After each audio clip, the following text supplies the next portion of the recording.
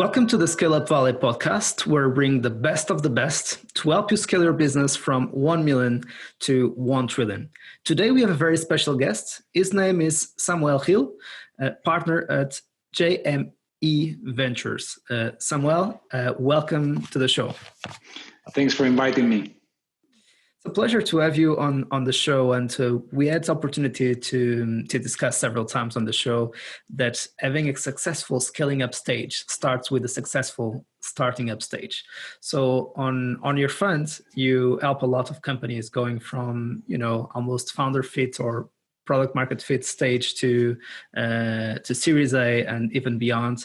And would love to pick your brain to get some of your knowledge and experience on your portfolio working with those companies, so we can avoid making the same mistakes again and again. So that's how the ecosystems evolve. But before that, let's get to know more about yourself. So who is Samuel Gil, and let us know a little bit more about JME Ventures. Yeah. So my name is Samuel Gil. I am from Madrid, Spain, and I've been working in VC for the last 6 years. I'm an engineer by training, but then I've worked all my life either in technology or in finance, most lately. So I started as a consultant and then moved very quickly to the public markets. And then after doing my MBA at IESE, I got to know this wonderful world of venture and I moved here. And I think this is the thing that I'm going to do for the rest of my life, because it's the only thing that I have enjoyed so much and that I can imagine myself doing for the rest of my life. So JME Ventures is an early stage fund with offices in Madrid and Barcelona. Our focus is mainly technology startups from pre-seed to Series A based here in Spain. Although sometimes we also invest in Europe or in the US, but more or less 1/3 of our portfolio is based in Madrid, 1/3 is in Barcelona, and the other third is in either other parts of Spain or, as said, we have invested in a Swedish company or US companies and so on. But the thing is, we need to have when it's a company outside of Spain, we need to have a very good reason to invest there. So typically, Spanish founders abroad or things like that. Exactly. Okay, got it. That's perfect. And so the main topic, what we see again and again and again, is companies failing because of premature scaling. So yes. How to assure that you are ready to scale up and how to go from the pre-seed stage to Series A. You have a famous newsletter that you are writing, and that I'm consuming very very strongly every single week, where you talk about the journey from pre-seed to Series A.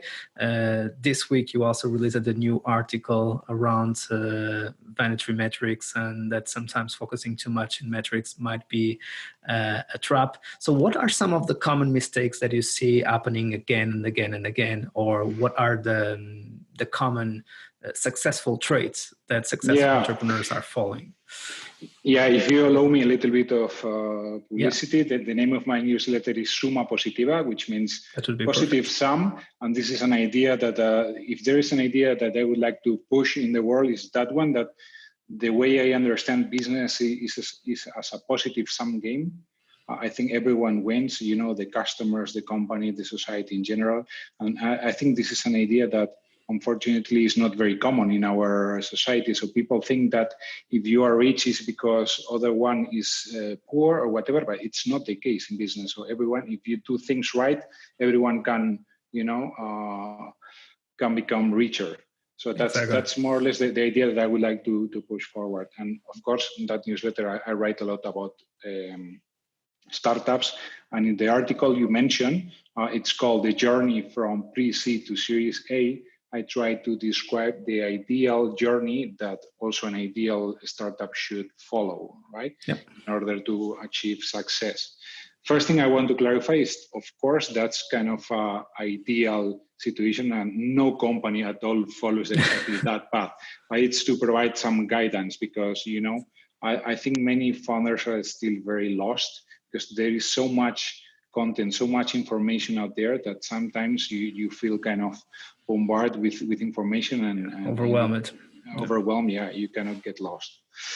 So the way I describe it is when you start the company, everything starts with a secret, right? And what does a secret mean? So it's an insight, a passion of yours, something that positions you and your co-founder in an ideal position to solve a problem, right? Mm-hmm. Ideally, and this is also something that I covered last week, that problem you should be passionate about that problem, because you are going to devote 5 to 10 years minimum of your life to solving it. You're going to for sure have highs and lows, and during the lows you have to have something that you can, relate yourself to and be passionate about, because otherwise it's going to be very tough. So it makes me think, and sorry to interrupt that, it makes me think of the Stay Angry, Stay Foolish of Steve Jobs, and also the Start With Why of Simon Sinek. So having a very strong why helps you to go through all the temptations and all the tough times. And there is a lot of tough times when starting up and when scaling up. And sorry, so you were talking about the importance of having a passion. Yeah, so everything starts with a problem worth solving, and worth solving in the economical sense. So that means that it's a problem which is being suffered by a lot of people with some frequency, a big market, in other words, and also something that you are passionate about and ideally very well positioned to solve.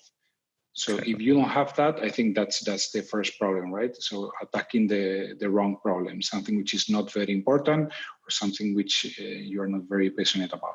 Mm-hmm. Then after that, of course, first thing you need to do is to develop your MVP.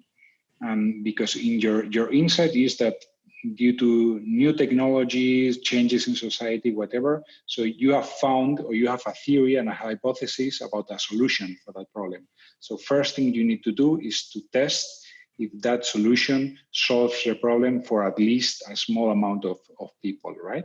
So that's the first thing to do. If you typically you do that with your own funds or with money from friends and family, you raise a couple hundred euros and you start developing your MVP with a very small team. And the first thing you need to check is that problem is solving that problem well enough, right? How do you know that?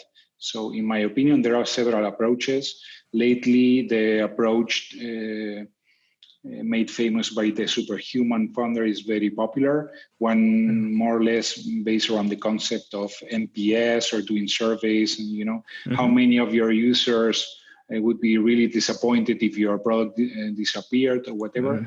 However, I'm not very fan of those approaches because I think in general terms, actions are much more important than words. So in my opinion, the best proof that a product is solving well a problem is to look at retention, right?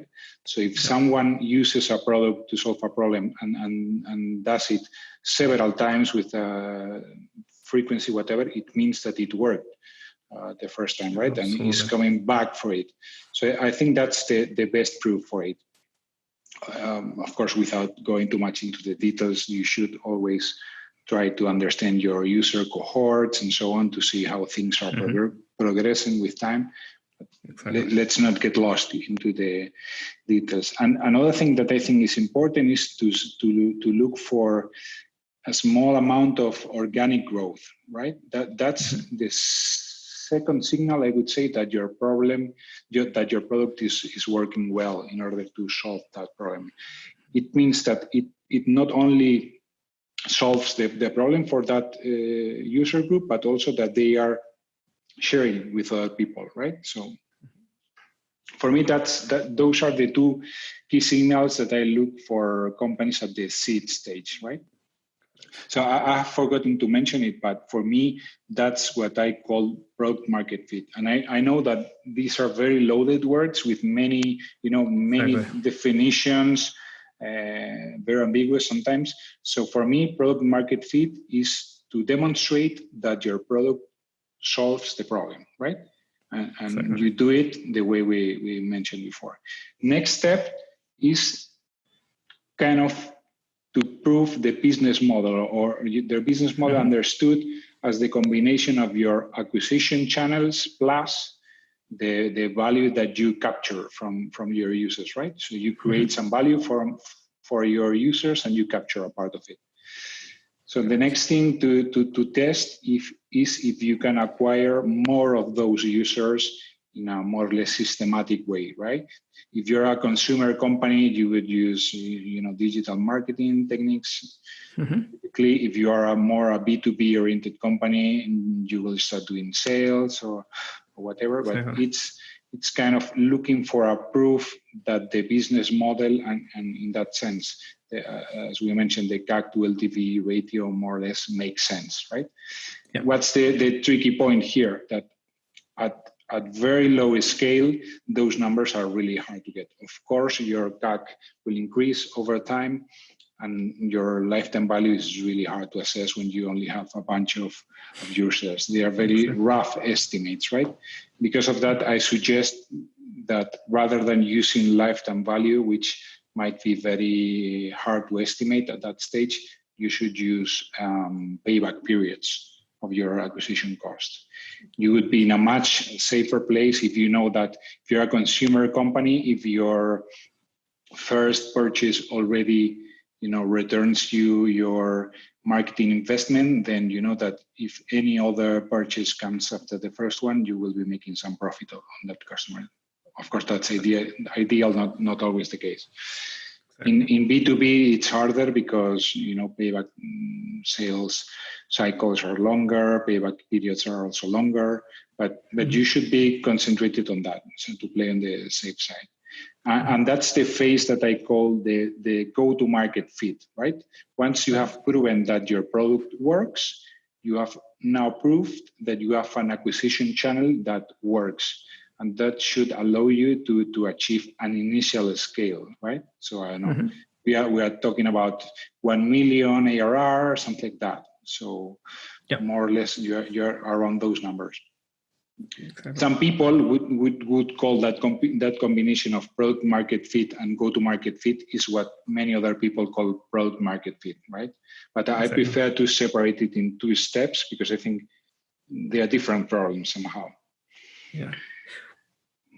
We had 2 guests on the show, which are Alison Pickens and Nick Mehta from Gainsight, and they've written a new last book on customer success, and they talk about 3 stages, which are quite similar to your thesis, which is problem solution fit, product market fit, and go to market fit. And they also discuss the kind of the profiles and the CS personalities and the sales profiles that we need to hire for each of those stages, and why we make so many mistakes then on recruiting the right people for each stage of growth, namely for the revenue seats, which are the most complex ones to fill in after Series A, and typically what will build the growth machine or will not build a growth machine. And then there is always this confusion if it is the problem of having the right revenue team or not having the revenue machine, and we never end to a conclusion. Where is the bottleneck of scale? But you were talking about this having a very meaningful problem, finding out hypotheses and validating those hypotheses, having product market fit, and you were introducing go-to-market fit and different channels, etc. Exactly, and after that, so if you can reduce a problem to that. So after you have achieved that product market fit and go to market fit, it's a matter of scaling. Then we land in the territory that you usually explore here in your podcast. Exactly. So the problem is that scaling is not trivial, right? So a company doing 1 million ARR is a very different animal from a company doing 10 million ARR, not to say 100 million in ARR. So, but if you look at that journey from a quantitative point of view, there are more or less the yardsticks that you should cover. What I cover in the latest article is that numbers are great and they are excellent instruments in order to guide you through this journey, but they are not the only thing that you should look at when making decisions, right? So if we remember where we started, everything started with a problem and with a vision to solve that problem, Okay. right? Love it. That should be your main guidance. So at some point, you should, tolerate having periods of perhaps not awesome metrics in order to, advance in the path that get you to that long-term vision, right? And you should also have a very clear strategy. You should know what modes you will get over time and so on. And those things should always be considered together with more quantitative, inputs to your decisions, because that's so. Going back to the common problems that I see. First of all, one of the worst problems that I see is premature scaling, right? Yep. Premature scaling is investing in customer acquisition like crazy before having proved that your solution is good enough, right? Yep. So then you get to those leaky buckets problems and so on, because retention is crap usually, exactly. Right? So that's a big problem. Also, before product market fit, hiring too many people, sometimes you feel that with more people you will iterate faster, but it's the opposite. So more people implies more management, Good point. And going slower actually. So before product market fit, it's much better to have a team of less than 10 people, and that all the communication is very natural and there are no processes in place. Everyone knows what everyone else is doing and so on. And once you have already proven product market fit and go to market fit, it's the time to scale and to hire more specialized people for each one of the functions. Another mistake that I see, that was the one that I was referring before, like being data-driven, right? And I don't want to be very picky with the language, but for me, to be data-driven and data-informed are different things. A data-driven company is like the one that follows blindly what the number says. Mm-hmm. And they want to A/B test everything, and they think that they can A/B test their way from start to IPO. Okay. Exactly.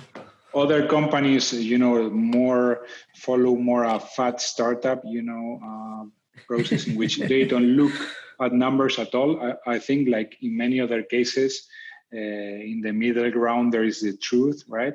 And as we said before, you have to make decisions, take into consideration your long-term vision, your strategy, and with time, validate those decisions with numbers. So to check your KPIs, your metrics, and to see if they make sense and if you're going in the right direction. Yeah, exactly. Because there is this famous book by Bill Walsh, whose title I love, and is that the score takes care of itself. Right? If you are doing all the right things, the metrics will be good. So, but you shouldn't over optimize everything, right? So exactly. Something that I see again and again and again, and this is definitely one of the critical ingredients that we always discuss on the show, which is radical focus, is that on a kind of a stage of finding product market fit or problem solution fit, product market fit, and go to market fit, it is a search problem. It is a search mindset. So it's about testing, validating hypotheses.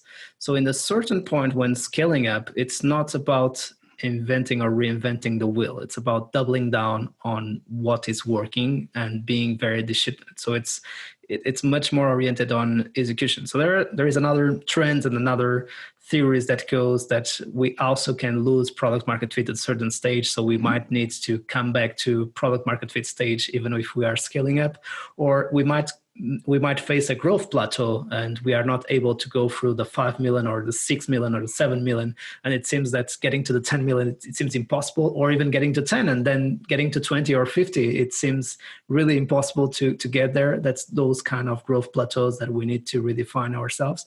But one of the mistakes that I see a lot is increasing the complexity, the number of variables on the equation, where what we need to do is to simplify and to reduce the noise, for instance. So there are three critical variables for me on radical focus, which is the variable geography, the variable sector, and the variable size. So mixing from 1 million ARR to 10 million ARR mid-market with enterprise is dangerous. Mixing 3 or 4, 5 geos at the same time is dangerous. Mixing 10 sectors or 5 sectors at that stage will slow down your progress. And sometimes that's when being a little bit data-driven helps. So what are the cohorts and what are the variables or the geos, the industries, and the sizes of clients where we are having more success with, and where we see more net revenue retention. So where we are growing more from our customer base and just doubling down there and increasing our ACVs and ARPAs. But usually for an entrepreneur that is changing the mindset from startup mindset to the scale-up mindset, this is a very difficult shift from my experience. So we see a lot the shiny object syndrome. So it starts being a little bit boring to just build a team, hire the right people for the right seats, making the tough decisions of understanding that maybe those people were not a very good hire from ourselves as leaders, and having the responsibility of just moving forward and say, sorry, I made a mistake. I need to find a new person. Or maybe I didn't have the right platform to start hiring those people, and I made the mistake of starting to hire when we didn't have the framework in place yet. So how can we help founders and leaders to be more laser focused on when they are, let's say, post Series A, going from Series A to Series B, from 1 million to 5 million, that I feel that you also still follow a lot some of your portfolio companies at that stage, correct? Yeah, I think I'm going to repeat myself a little bit, but exactly. Sorry about that. No, not a problem at all. What I would like to say is we see that a lot. Companies pitching us and they tell us that they have customers in 80 countries, okay? And that's in many cases that's worthless, right? So because sometimes your strategy, for instance, if you want to achieve network effects or whatever, you have to hit some critical mass in some geography. So it's much more useful or much more valuable to have a critical mass in a city. If we go to a marketplace, for instance, sometimes it's much more useful to have critical mass in one city than having supply and demand spread all over the place, right? So if you know what your strategy is, you should follow that. So countries is a vanity metric many times. What was your other example? Yeah, different segments. That's very clear. So normally, enterprise customers have higher ACVs, and therefore you can use more expensive acquisition channels like sales or whatever. So more or less your ACV determines what acquisitions channels you should use. So if you start to mix all that, then the economics are going to break down, right? Mm-hmm. So it doesn't make more sense. But yeah, so as said, for me, and this is very well known, the CEO has 3 main functions, right? One is to decide the strategy, the other one is hiring, and the other one perhaps is fundraising and communicating, right? So, but for many CEOs, as you said, it's difficult to flip the switch from being a doer, as you are usually doing these earlier stages, to be to hire people to do things for you, to just set the strategy and communicate it like crazy to the organization, to the fundraising. It's a hard movement, right? And many people are not good at it. So many founders, almost since the beginning, they know that they are not going to be perhaps the best CEOs for all the journey. Exactly. And this is a very good point to move to the second critical ingredient to scale, which is world-class leadership. And I'm seeing this again and again, always the same problem. And let's focus here a little bit on the 1 to 10 million. So it's after post Series A, you start growing. Maybe you double or triple from for 2 or 3 million, you get closer to 5 million, and you need to have those right positions on what we call the revenue seats and product, CS, sales, and marketing, right? And we always discuss that sometimes maybe we did the right hire on the VP of sales seat. So that's the most controversial seat. And if we ask any founder or any VC, usually the most difficult position to hire. And I'm seeing sometimes in the show that people are now with questions around if it is the VP of sales or the VP of product. So the VP of product is, I think there is a very interesting study from Atomico or Index on that as well, that usually we hire very late product leaders in Europe compared to the US. I think it's from last year. I don't remember the source. But long story short, sometimes we are treating the process of building this growth machine as a functional problem instead of as a cross-functional problem, a framework problem, maybe what we were calling go-to-market fit. So assuring that we have a process to acquire and retain a customer in a repeatable, profitable, and scalable way. And if it is possible, also cash-friendly way, it would be even better. And we start blaming each of the seats of those 4 revenue seats. So it's not the CS guy that is not able to upsell, or it's really the sales guy. So we are not able to acquire. But we are not converting because we don't have enough leads and enough qualified opportunities. So it's the marketing guy, it's the demand gen guy that is not doing the job.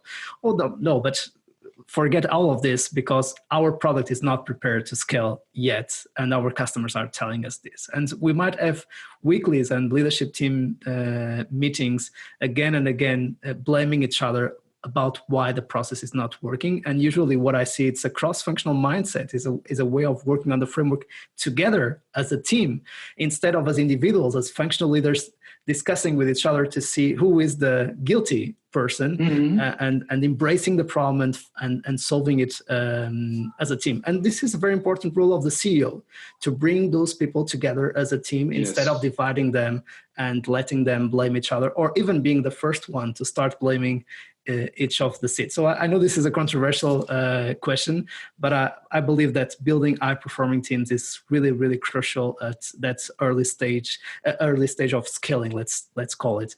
So, what is your point on that? What are the common mistakes of figuring out what are the right people for those seats from 1 million to 10 million ARR? Yeah, I do agree that lack of alignment between functions or department is really, really painful.